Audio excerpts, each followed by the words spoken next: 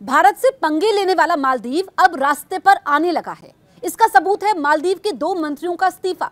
ये वो मंत्री हैं जिन्होंने पीएम नरेंद्र मोदी के खिलाफ अपमानजनक टिप्पणी की थी। दिलचस्प बात यह है कि इन मंत्रियों का इस्तीफा तब हुआ है जब चीन से दोस्ती कर बैठे मालदीव के राष्ट्रपति मोहम्मद मोइजू एक बार फिर से भारत के साथ रिश्तों को बनाने की कोशिश कर रहे हैं और इसी सिलसिले में जल्द ही भारत दौरे पर आ सकते हैं। ये जानकारी मालदीव सरकार की प्रवक्ता हीना वलीद ने दी है। उन्होंने बताया कि राष्ट्रपति मोहम्मद मोइजू बहुत जल्द ही भारत की आधिकारिक यात्रा पर आने वाले हैं।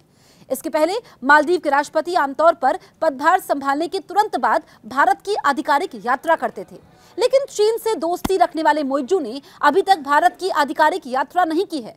संभावित यात्रा के बारे में वलीद ने कहा, जैसा कि आप जानते हैं, ऐसी यात्राएं दोनों देशों के नेताओं के लिए अधिकतम सुविधाजनक समय के लिए निर्धारित होती हैं। इस बारे में चर्चा चल रही है। अगर मोइजू भारत आते हैं तो पीएम मोदी के शपथ ग्रहण समारोह में पड़ोसी देशों के राष्ट्राध्यक्षों के शामिल होने के बाद मोइजू की यह दूसरी यात्रा होगी। मोइजू ने पीएम मोदी के निमंत्रण पर प्रसन्नता व्यक्त की थी और अपनी यात्रा को सफल बताया था। उन्होंने कहा था कि भारत के साथ मजबूत संबंध मालदीव के लिए समृद्धि को बढ़ावा देंगे। वहीं मालदीव के राष्ट्रपति मोहम्मद मोइजू की चुनावी जीत और मालदीव में तैनात भारतीय रक्षा कर्मियों के बदलने की उनकी मांग के बाद मालदीव और भारत के बीच संबंध तनावपूर्ण हो गए थे, जिसके बाद भारत ने मई में अपने सैनिक वापस भी बुला लिए थे। हालांकि इसके बाद दोनों देशों के बीच हुई कूटनीतिक बातचीत के बाद संबंधों में सुधार जरूर हुआ है। मीडिया रिपोर्ट्स की माने तो इससे पहले मोइजू के 3 मंत्रियों को निलंबित किया जा चुका है, जिनमें युवा सशक्तिकरण, सूचना और कला मंत्रालय ने से मालशा शरीफ, मरियम शूना और मंत्री अब्दुल्ला महजूम मजीद शामिल थे।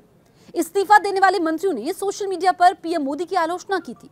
दरअसल उस दौरान पीएम मोदी ने भारतीय क्षेत्र लक्षद्वीप का दौरा कर पर्यटन स्थल को बढ़ावा देने वाले स्थल के रूप में इसकी सराहना की थी, जिसको लेकर मंत्रियों का कहना था कि मालदीव के पर्यटन के समांतर लक्षद्वीप को बढ़ावा दिया जा रहा है, जबकि मालदीव लक्षद्वीप से काफी बेहतर है। इसके बाद दोनों देशों के बीच तनाव पैदा हो गया। तब मालदीव स्थित भारतीय उच्चायोग ने 3 मंत्रियों की टिप्पणियों पर कड़ी आपत्ति दर्ज की थी।